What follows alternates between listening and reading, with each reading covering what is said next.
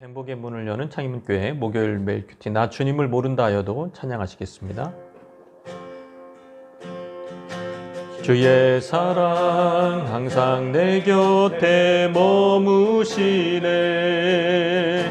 나 주님을 모른다 하여도 주의 사랑 또 나를 믿어주시네. 나 주님을 모른다 하여도 주의 사랑 항상 내 곁에 머무시네.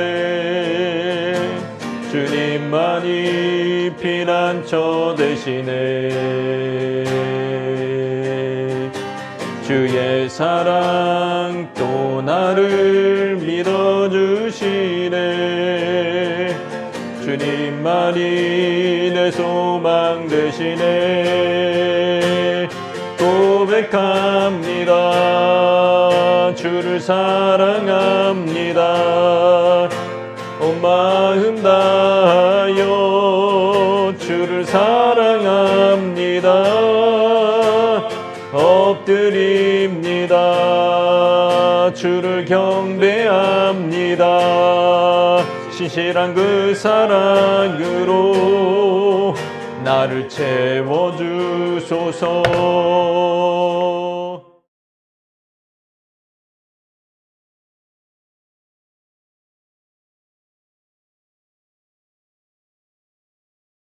바로와 그의 모든 신하가 이 일을 좋게 여긴지라.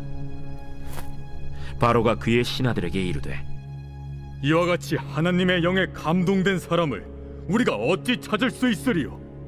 하나님이 이 모든 것을 내게 보이셨으니 너와 같이 명철하고 지혜 있는 자가 없도다. 너는 내 집을 다스리라. 내 백성이 다 내 명령에 복종하리니 내가 너보다 높은 것은 내 왕자뿐이니라.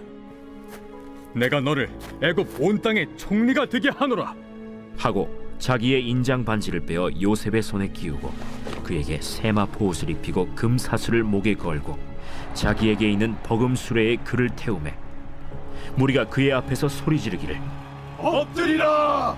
바로가 그에게 애굽 전국을 총리로 다스리게 하였더라. 나는 바로라.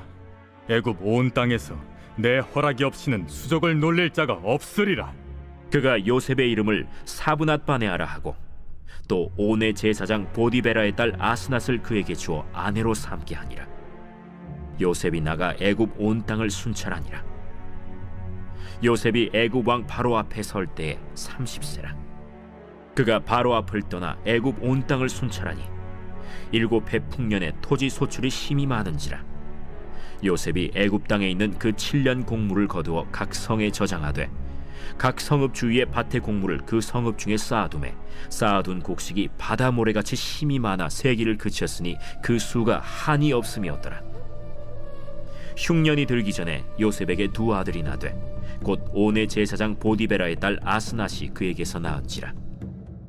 요셉이 그의 장남의 이름을 므낫세라 하였으니 하나님이 내게 내 모든 고난과 내 아버지의 온 집리를 잊어버리게 하셨다. 차남의 이름을 에브라임이라 하였으니 하나님이 나를 내가 수고한 땅에서 번성하게 하셨다.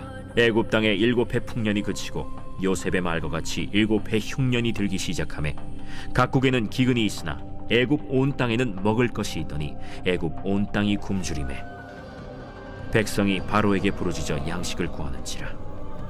바로가 애굽 모든 백성에게 이르되 요셉에게 가서 그가 너희에게 이르는 대로 하라.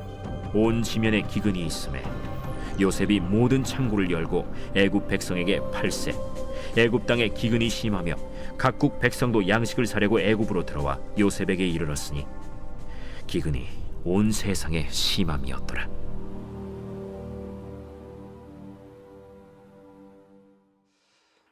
복직된 술 관원장은 요셉을 잊었지만 하나님은 잊지 않으셨습니다. 연단의 시간이 지난 후에 다시 술 관원장은 2년 만에 요셉을 기억했고 급히 감옥에 나와 바로의 꿈을 해석해 주었습니다.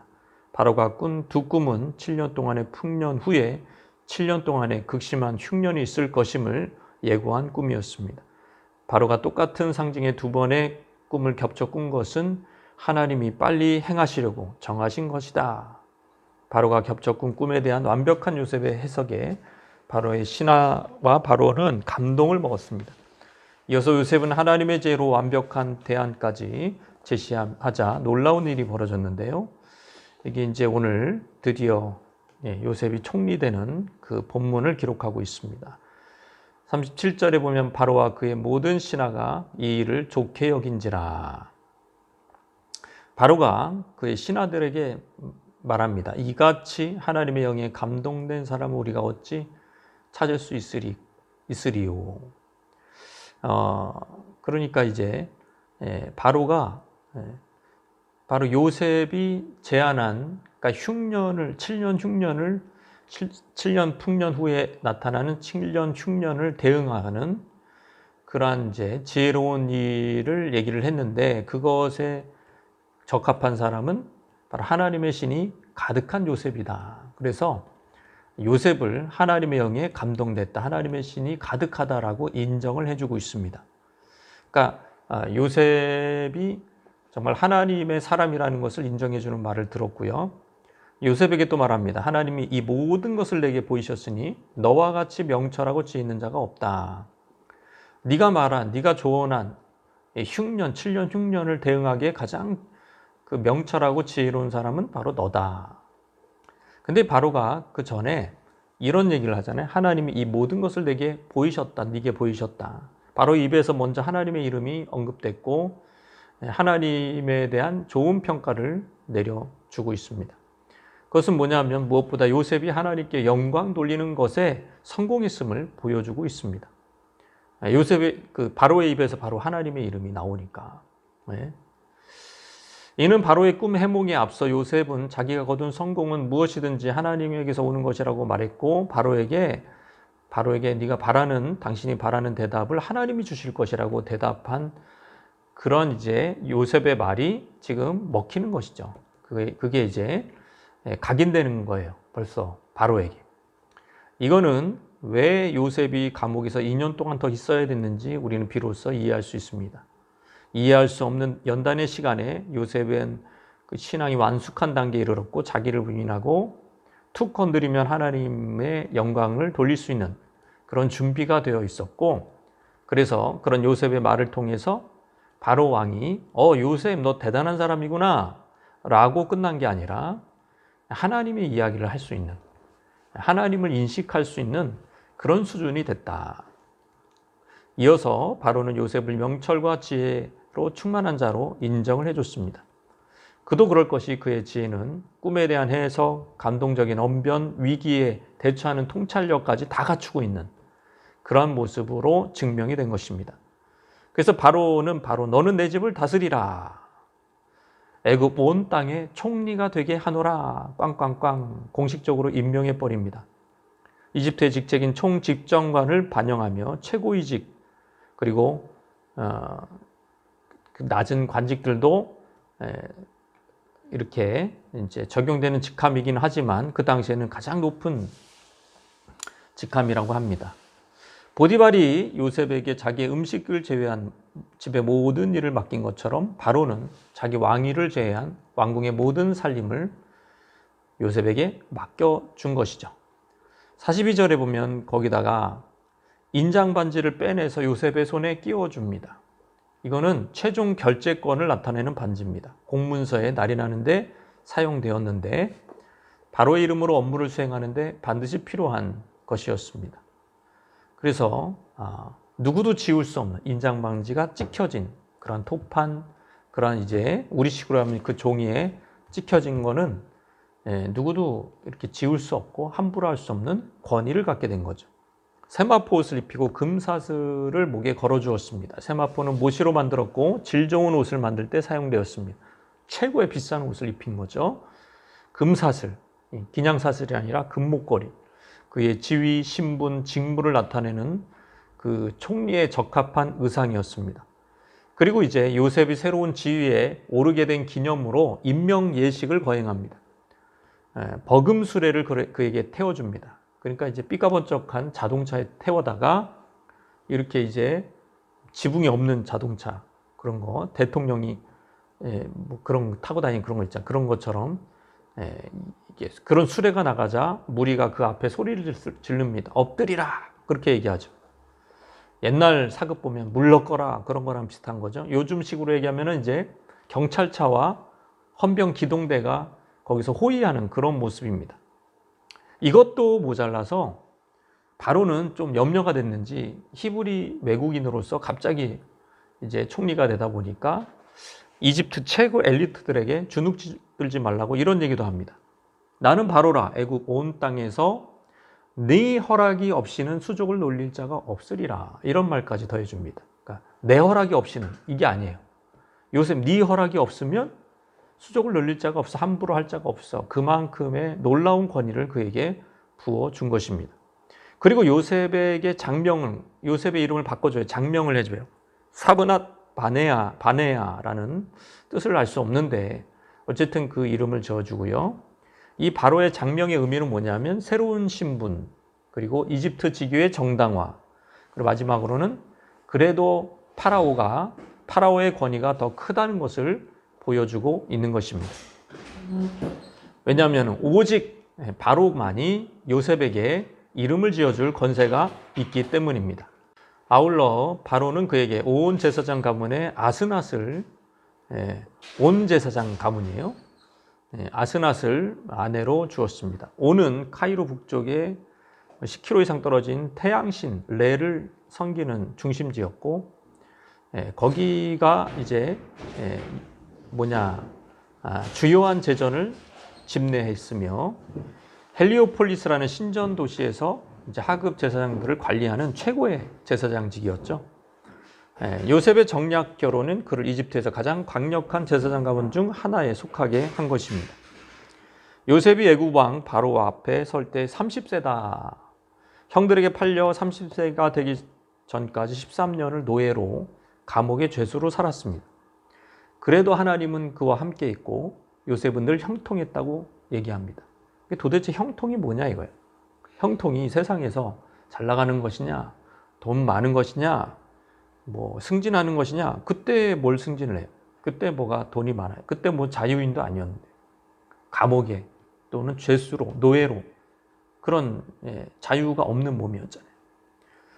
이제 나이 30살 바로 그때 바로 왕 앞에 서서 이집트 총리가 되었는데 그 전까지는 무일푼에 집도 없고 차도 없고 옷도 거지 같고 직업도 변변치 못하고 결혼도 못하고 총각이었고 그러나 바로 왕이 이제 이 이집트 총리로 임명을 해버리자 최고의 지위 그리고 최고의 옷을 입고 최고의 차를 타고 경호원을 거느리고 이집트 최고의 아내를 얻는데 걸리는 시간은 뭐 얼마 안 됐을 거예요. 1년도 안 되고 몇 개월도 안 됐을 겁니다. 순식간에.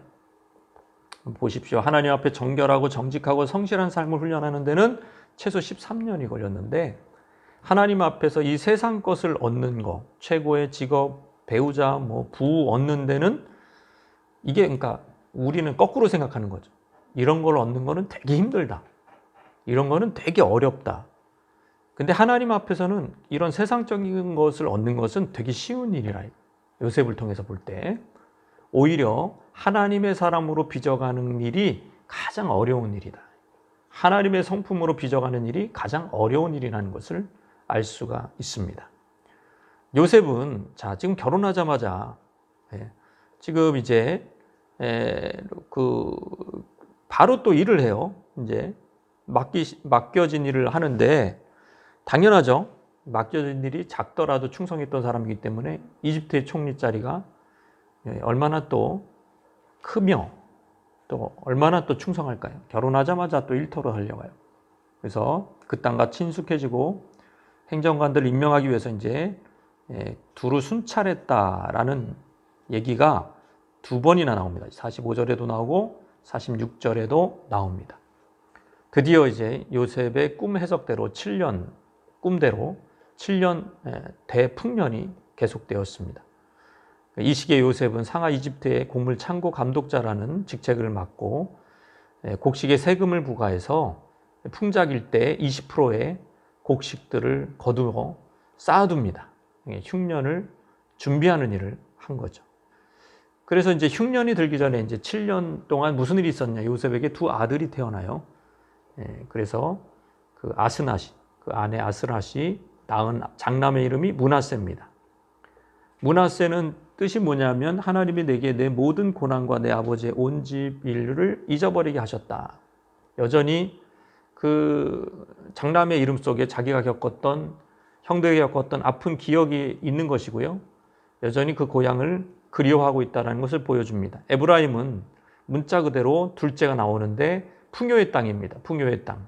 목초지를 의미합니다. 이집트 땅에서 하나님이 자신을 창성하게 했다, 창대하게 했다라는 뜻입니다. 자, 그러면서 이제 풍년이 지나갑니다. 요셉의 말대로 이제 흉년이 들기 시작하는데 각국에 기근이 있으나 애굽 온 땅에는 먹을 것이 있더라. 자, 이제 온 세계 각지는 기근에 굶주렸어요. 근데 애굽 온 땅에는 먹을 것이 있었다. 이것은 요셉의 저축뿐만 아니라 요셉의 예언을 염두에 둔 이집트 백성들이 집에 아마 식량을 저축하지 않았을까. 그래서 가능한 일이죠. 왜냐하면 흉년이 들자마자 요셉을 찾지 않았기 때문에.